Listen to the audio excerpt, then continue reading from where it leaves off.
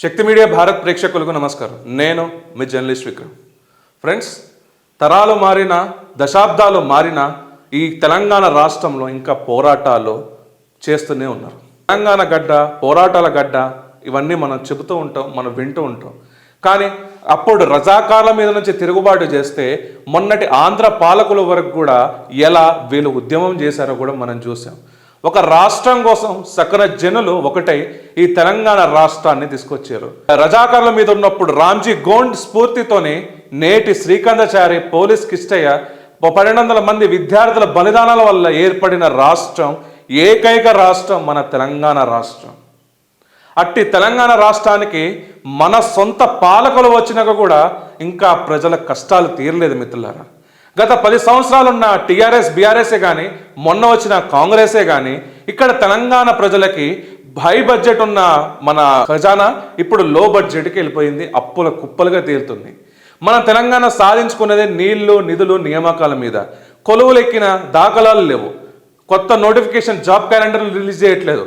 And నీళ్ళు అంటవా, కాళేశ్వరం మీద అండ్ వీళ్ళు ప్రాజెక్టుల మీద ఒకళ్ళ వార్ ఆఫ్ వర్డ్స్ తప్ప ఇక్కడ ఆచరణకి ఎవరైనా కేంద్రీకరిస్తున్నారా? అక్కడ మూసి అంటాడు, అక్కడ ఎల్ఎఫ్టీ చేయకుండానే మూసి ప్రక్షాళన చేస్తా అంటాడు, ఇక్కడ కాళేశ్వరం బ్యాన్ అంటాడు, కాళేశ్వరం నీళ్లు వాడుకోమంటారు. కానీ ఇక్కడ జరుగుతుంది నష్టం మొత్తం తెలంగాణ రాష్ట్ర ప్రజలకి. ఆ గతంలో ఉన్న టీఆర్ఎస్ పార్టీ అని ఇక్కడ తెలంగాణ గ్రౌండ్ వాటర్ 56% పెంచింది. కానీ ఇక్కడ కాంగ్రెస్ వచ్చిన తర్వాత గ్రౌండ్ వాటర్ మీద ఏమైనా కాన్సన్ట్రేట్ చేశారా? అది చేయలేదు.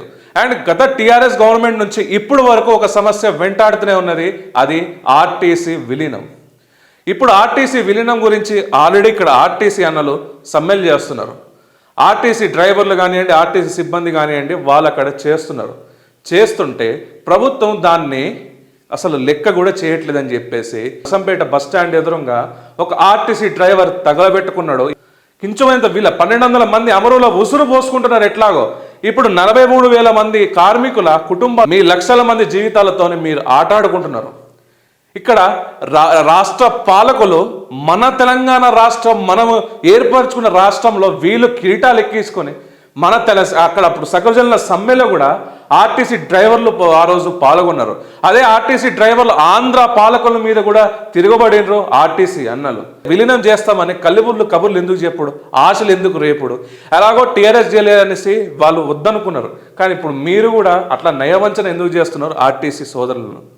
ఇది ప్రభుత్వానికి ఒక హెచ్చరికనే అనుకోవచ్చు. ఎందుకంటే మీ ప్రభుత్వానికి చరమగీతం పడే రోజులు ఇక్కడ ప్రజలు దగ్గరలోనే ఉన్నాయి. ఎందుకంటే మీరు రైతు బంధు సరిగ్గా ఇవ్వట్లేదు, పెన్షన్లు పెంచుతాను పెన్షన్ ఇవ్వట్లేదు.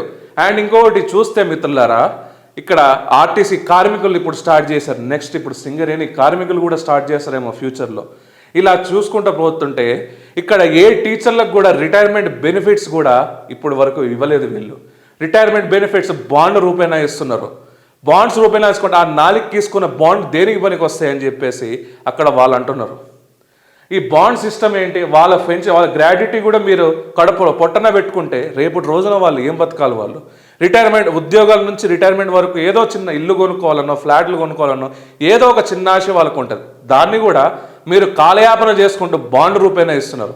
ఇక్కడ ఏదైతే అప్పుడు సకల జనులకు ఇక్కడ తెలంగాణ రాష్ట్రం కోసం పోరాడారో, ఇప్పుడు అదే సకల జనులు ఈ కాంగ్రెస్ గవర్నమెంట్ని చరమగీతం పాడే రోజులు దగ్గరలోనే ఉన్నాయి మిత్రులారా. ఎందుకంటే ఇక్కడ విద్యార్థులకి జాబ్ నోటిఫికేషన్ లేదు, 1-2 నోటిఫికేషన్లు తప్ప మిగతా ఏ నోటిఫికేషన్ ఇవ్వలేదు. ఇక్కడ రైతాంగాన్ని చూసుకుంటే గాడి వ్యవస్థలో పడేసిండు.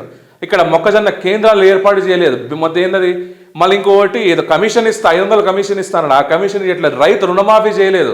రైతు బంధు అప్పుడు కేసీఆర్ గారు గవర్నమెంట్ ఉన్నప్పుడు రైతు బంధు పడేది కూడా, ఆ రైతు బంధు కూడా ఒక బటన్ నొక్కుంటూ బటన్ సిస్టమ్ లెక్క చేస్తున్నాడు. దానికి కూడా ప్లస్ ఒక పెద్ద సభలు పెట్టి ఆ బటన్ రిలీజ్ చేస్తున్నాడు. నువ్వు మీరు ఇచ్చే 6,000కి 6 కోట్లు పెట్టి ఒక సభలు మీరు నిర్మాణం చేస్తున్నారు.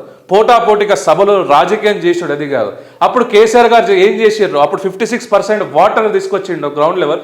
మీరు ఇప్పుడు 70%గా తీసుకురండి, పెంచండి దాన్ని. అది రియాలిటీ అంటే గ్రౌండ్ లెవెల్ వాటర్ని మీరు పెంచడంలో కేసీఆర్కి మీరు డిఫీట్ చేయాలంటే అట్లా మీ పాలన దాంట్లో చూపించండి. ఆయన 6,000, ఆయన 5,000 ఇచ్చిండు, మీరు 6,000 ఇస్తున్నారు, కరెక్టే. కానీ ఎంతవరకు ఇస్తున్నారు? ఆయన ఒకటే సెకండ్లో అందరికి ఇచ్చిండు. మరి మీరు ఒక్కరికి ఇవ్వడానికి 1 ఎకరానికి ఇచ్చుకుంటూ పోతుంటే ఏంది సార్ ఇది? ఎస్సీ డిక్లరేషన్ ఎక్కడ పోయింది, ఎస్టీ డిక్లరేషన్ ఎక్కడ పోయింది, బీసీ డిక్లరేషన్ ఎక్కడ పోయింది, మైనారిటీ డిక్లరేషన్ ఏమైనాయి, ఆడపిల్లలకి ఇస్తా అన్న తులంబంగనం ఏమైంది? ఇట్లా మనం మాట్లాడుకుంటూ పోతే ఇక్కడ కాంగ్రెస్ ఫెయిల్యూర్స్ జస్ట్ ఒక డైవర్షన్ పాలిటిక్స్ చేస్తున్నారు, కానీ దీనివల్ల తెలంగాణ రాష్ట్రానికి ఎటువంటి లాభం లేదు మిత్రులారా.